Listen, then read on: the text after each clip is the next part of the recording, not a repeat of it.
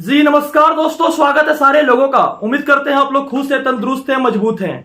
बिहार सरकार के द्वारा सचिवालय से एक बहुत बड़ा न्यूज है और सुप्रीम कोर्ट में एक बहुत बड़ी केस की आज सुनवाई हुई। सुप्रीम कोर्ट की केस की सुनवाई का इंतजार पूरे बिहार के बच्चे कर रहे थे और इसके साथ साथ सुप्रीम कोर्ट में जो फैसला आई है, पूरे बिहार के बच्चे के द्वारा टकटकी नजर लगाई हुई थी और एक ऐसी नजर थी कि क्या बिहार के अंदर क्या होने वाला है और कब तक TRE-3 की रिजल्ट आने वाली है।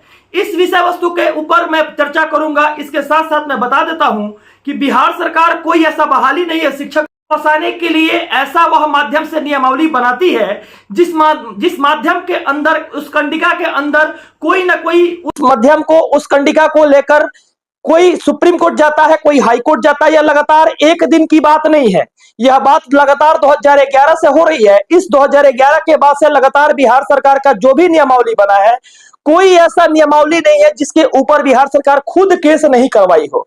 इसके साथ साथ पूरे बिहार के बच्चों को अंदर ही अंदर परेशान कर देती है, कुंठित कर देती है और बिहार के बच्चे अंदर ही अंदर कुंठित होने के साथ जो उनको रोजगार मिलने का एक उम्मीद रहती है, वो उम्मीद उस समय को व्यतीत करके न जाने 2 साल, 3 साल या 4 साल तक उसमें फंसा कर रखती है और उसके बाद जाकर उस वैकेंसी को पूरा करती है। कभी कभी तो ऐसा हुआ है कि उस वैकेंसी को ही खत्म कर दिए, बाद में दूसरा चर्चा करके दूसरी स्थिति के अनुसार उस वैकेंसी को कराई है। ठीक उसी तरह से एक एक पन्ने को खोलेंगे, बिहार की स्थिति और परिस्थिति को समझेंगे और बीपीएससी TRE-1 की बहाली हुई, TRE-2 की बहाली हुई, यहां तक कि TRE-3 के ऊपर क्या प्रभाव पड़ने वाला है, इसकी भी चर्चा करेंगे। साथ साथ मैं सारे बच्चों को बताना चाहता हूं कि जो लोग चैनल पर नए हैं, उम्मीद करते हैं कि आप लोग चैनल को सब्सक्राइब कर लीजिएगा, इसलिए ताकि क्योंकि कोई भी वीडियो आने वाला फ्यूचर में हो, उसको आप लोग अपनाइएगा। अपनाने के बाद उसके माध्यम से खबर को प्राप्त कर पाइएगा। आइए खोलते हैं एक एक पन्ने को, आइए समझते हैं हर एक विषय वस्तु को। सबसे पहले मैं पन्ने खोलने वाला हूं बिहार सरकार की नियत और नीति पर।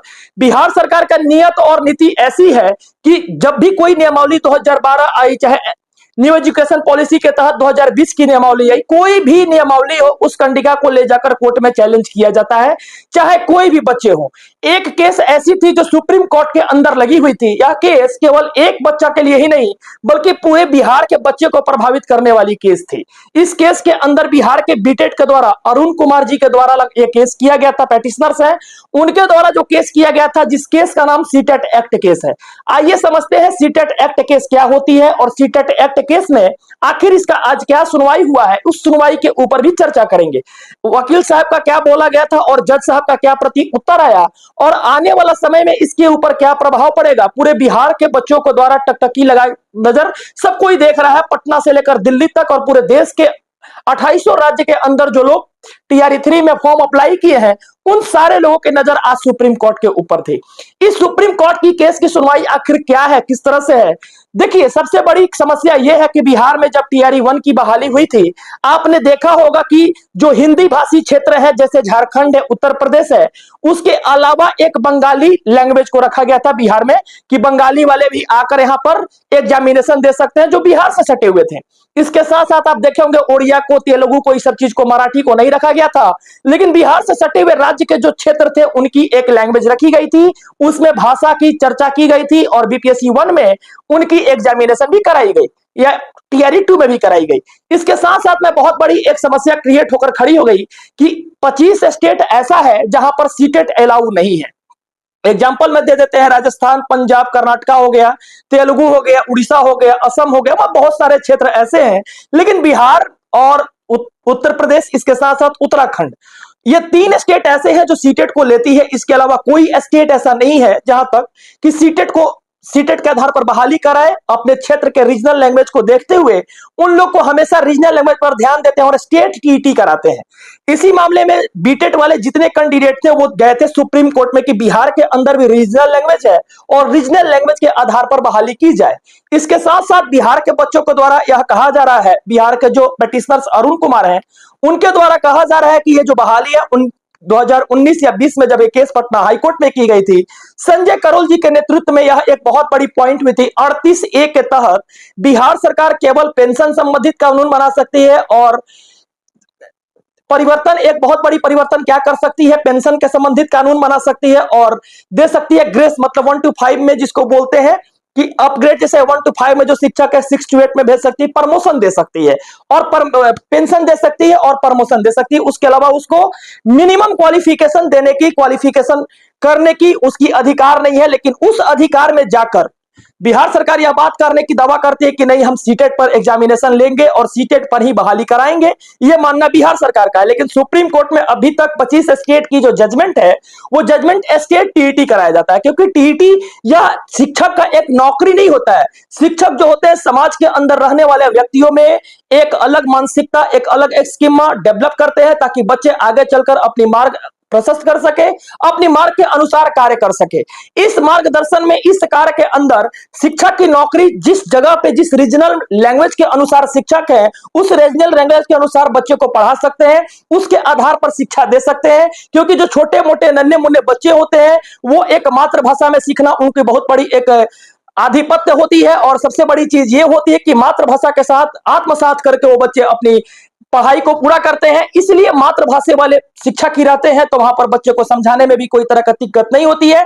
इसी आधार पर इस केस को चैलेंज किया गया था और इस केस को चैलेंज करने का मतलब यह था कि 25 स्टेट, अगर बिहार सरकार यहां पर केस हारती है, बिहार सरकार के वरुण कुमार जो पेटिशनर्स है वो अगर केस हारते हैं, यानी 25 स्टेट में सीटेट लागू हो जाएगी। अगर केस ये जीतते हैं तो जिस तरह से 25 स्टेट है उस तरह से बिहार में भी स्टेट टीईटी आगे चलकर बहाली होगी। लेकिन इसके ऊपर मेरा कुछ कहना नहीं है, मैं कुछ कह नहीं सकता हूं, इसलिए क्योंकि वकील साहब और जज साहब को क्या फैसला देनी है, सुप्रीम कोर्ट की क्या आगे की कहानी होगी, किस तरह से इस पे बहस होगा, क्या बिहार में सीटेट अलाउ होता है या नहीं होता है, ये जज साहब जानेंगे या वकील साहब जानेंगे। लेकिन आने वाला समय में क्या 25 स्टेट को बलि चढ़ाकर सुप्रीम कोर्ट सीटेट के विपक्ष में जजमेंट दे सकती है?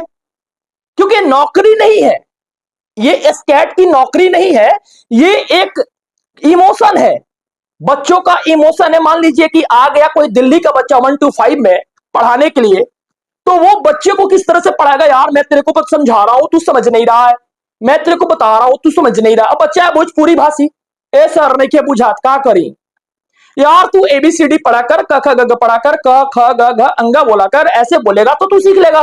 और बच्चा भोजपुरी भाषी में है, कहता है ए सर कुछ नहीं के बुझात का कहता नहीं। क्योंकि बच्चे तो छोटे हैं, जो 1 से लेकर 5 तक के जो बच्चे हैं वो तो छोटे हैं, उनको तो उनकी मानसिकता तो उस तरह का डेवलप नहीं की गई है।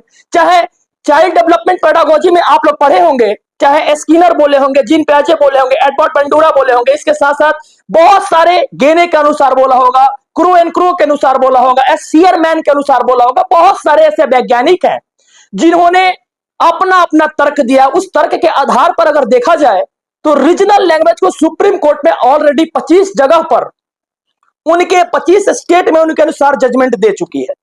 आगे मैं नहीं जानता हूं कि क्या होगा, लेकिन आज की जो कानून बनाने की फैसला थी, बिहार सरकार यह कहती है कि 38A के तहत मुझे यह अधिकार है कि मैं सीटेट पर ही बहाली दूंगा।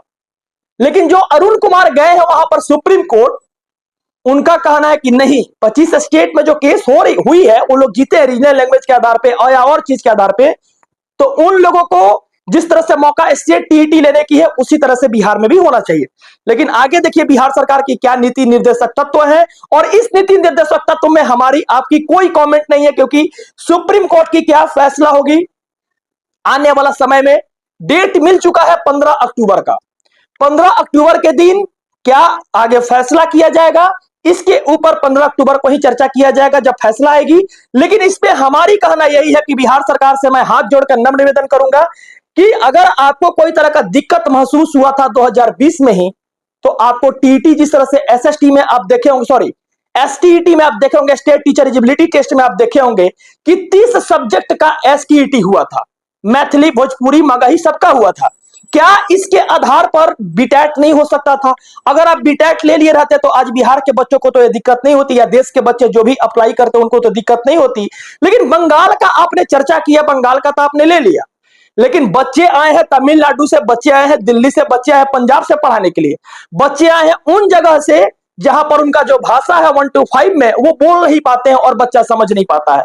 तो जो भाषा के आधार पर बच्चे को समझाने की एक शिक्षा होती है, क्योंकि समाज के उस अंग को डेवलप करना है, समाज के उस वर्ग को डेवलप करना है जो वर्ग अछूता है, जो वर्ग छोटा मोटा वर्ग है। कुलीन वर्ग के बच्चे तो बड़े बड़े स्कूल में जाते हैं, लेकिन उन वर्ग को लोगों को देखना है, क्योंकि हमारी बिहार अगर देखा जाए तो बीमारू राज्य में सबसे अव्वल स्थान पे है। इस सबसे अव्वल स्थान पे एक ऐसी बड़ी समस्या खड़ा हो चुकी है कि जिसको आज तक कोई नेता सही नहीं कर पाया। मुझे राजनीति में अभी किसी प्रकार की चर्चा नहीं करनी है, मुझे यह बात बताना है कि सरकार को इस प्रकार की गलती नहीं करनी चाहिए जिससे बिहार के बच्चे को या देश के बच्चे को इस एग्जामिनेशन में और आगामी एग्जामिनेशन में किसी प्रकार की दिक्कत की सामना करना पड़े, और सामना करने के साथ साथ कोई केस में उलझे। और मैं सरकार से नम्र निवेदन करूंगा और हाथ जोड़ के विनती करूंगा, माननीय एसीएस के पाठक महोदय तो इस बार नहीं है, एस सिद्धार्थ महोदय से मैं कहूंगा कि आपका नियमावली कुछ ऐसा होना चाहिए कि जिसमें किसी प्रकार का केस नहीं हो, क्योंकि शिक्षा विभाग की एक ऐसा नियमावली है जो 4 साल 5 साल बहाली हमेशा फंसती है। इसके साथ साथ कोई और वर्ग का अगर नियमावली उठा कर देखा जाए तो हर में बहाली साफ सुथरा हो जाता है। कोई भी वर्ग वो खेल, चाहे वो दरोगा का हो, पुलिस का हो, या फायरमैन का हो, या और किसी चीज का बहाली हो, सचिवालय का कोई बहाली हो, या किसी प्रकार का देखा जाए तो वित्त विभाग का बहाली हो, या वन विभाग का बहाली हो, यानी 56 गो क्षेत्र बिहार के अंदर किसी क्षेत्र की बहाली हो, केवल शिक्षा विभाग का ही केस फंसता है। और आगे इस प्रकार की गलती ना करे, सरकार से उम्मीद है और बिहार के बच्चों से यह भी उम्मीद है कि आपके हित में क्या होने वाली है अब आने वाला समय, आने वाला वक्त में ही पता चलेगा। बीटेट के जो बच्चे हैं वो क्या करेंगे वो आने वाला समय में पता चलेगा। इसके ऊपर मुझे कुछ चर्चा ये करनी थी, क्योंकि बता दिए जो कानून बनाने की फैसला थी उन फैसला को मैंने बता दिए। अगर आप चैनल पे नए हैं तो वीडियो को जरूर शेयर कीजिए ताकि किसी बच्चा को तकलीफ ना हो देखने में, और अगर वीडियो अच्छी लगे तो वीडियो को लाइक जरूर कीजिए। शुक्रिया, बहुत बहुत धन्यवाद, बहुत बहुत धन्यवाद, बहुत बहुत धन्यवाद। जय हिंद।